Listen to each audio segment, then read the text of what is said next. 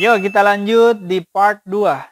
Makin seru, makin memperdalam lagi biar bahasa Inggrisnya semakin jago.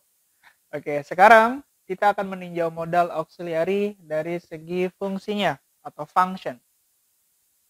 Ya, jadi dari 12 anggota modal yang ada, ternyata mereka bisa dipecah ke dalam situasi-situasi tertentu.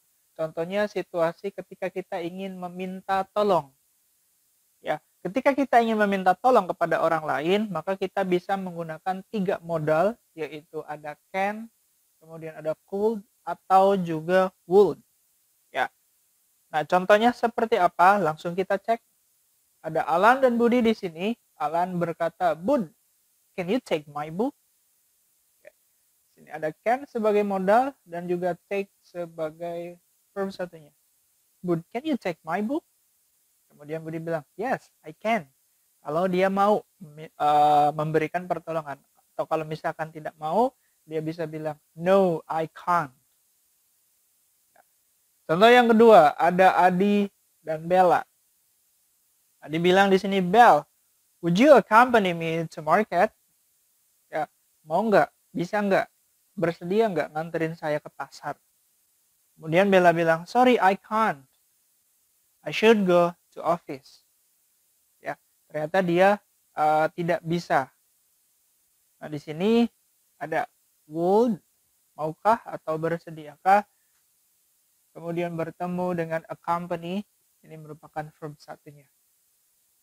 Ya, jadi intinya kalau kita mau meminta tolong kepada orang lain, kita bisa pakai can, could, atau would. Can you take my friend? Can you open the door? Ya, can you drive me to my home? Nah, itu contoh-contoh yang lainnya. Modal juga bisa untuk menawarkan pertolongan. Ya, kalau tadi meminta pertolongan, minta tolong, sekarang kita yang menawarkan pertolongan. Jadi ini awas, kondisinya berbeda ya. Nah, tapi untuk modal yang dipakai hampir sama, cuma ada may di sini, can, could, dan may. Ya, can, could artinya bisakah, may itu mungkin bolehkah. Ya. Ada Rangga dan Mr. Ali. Mr. Ali itu anggap aja gurunya, Rangga itu muridnya. Kemudian Rangga bilang, "Excuse me sir, can I help you?" Oke, ada can di sini modalnya, dan ini help adalah verb satunya. "Excuse me sir, can I help you?" Bisakah saya membantu? Nah, kemudian Mr. Ali-nya bilang, "Oh yes, please, bring my bag to office." Tolong bawakan ini ke kantor. Ya, menawarkan bantuan. Can I help you? Atau juga bisa, may I help you? Ya, kita lihat contoh yang kedua. Nah, ini sama, ada Eric dan Billy. Eric bilang, "May I help you cleaning this class?" Oke, di sini ada modal, may dan help merupakan verb satunya. "Bolehkah saya membantu kamu membersihkan kelas ini?" "Oh, no thanks." Tidak, terima kasih. Oke, yang ketiga, fungsi dari modal bisa juga untuk meminta izin. Ya, ya yang namanya meminta izin itu meminta izin pinjam sesuatu atau meminta izin pergi ke tempat yang lain. Misalkan ketika kita belajar di dalam kelas, kita mau minta izin ke belakang. Nah, tentu kita harus tahu caranya. Contohnya di sini modal yang dipakai kita bisa menggunakan can, could, atau may. Ya, ada Clara dan Siti. "Sid, can I borrow your pen?" Ya, "Can I borrow your pen?" Bisakah saya meminjam pulpen kamu? Kemudian kata Sitinya, "Yes, please." Gitu dong. Jangan asal main ambil aja. Jadi kita meminta izin dulu kepada yang punya pulpennya.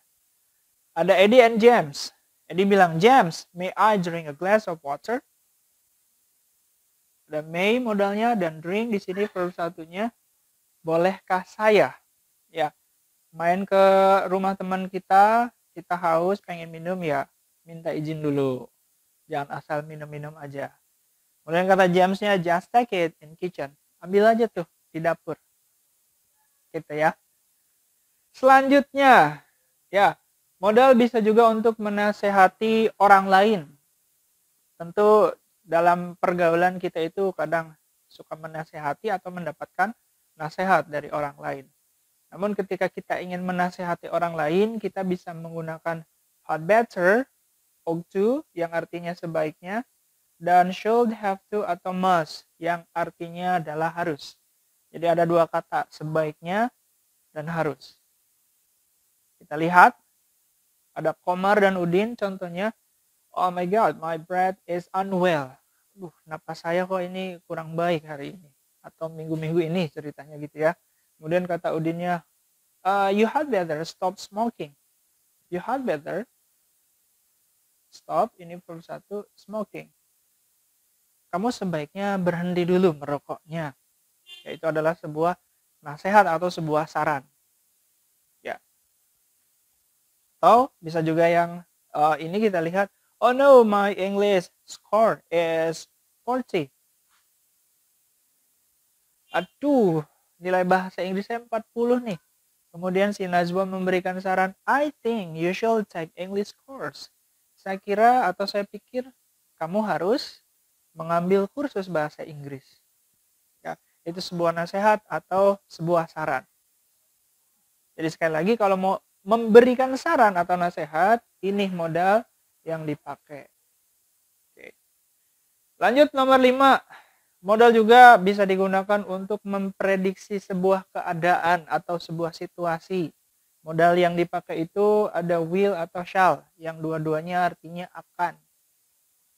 Ya, contohnya ada anak dan ayah, anak laki-lakinya bilang, Dad, the cloud is very dark. Cuacanya gelap banget, Dad, gitu. Kemudian dadnya bilang, I think it will rain.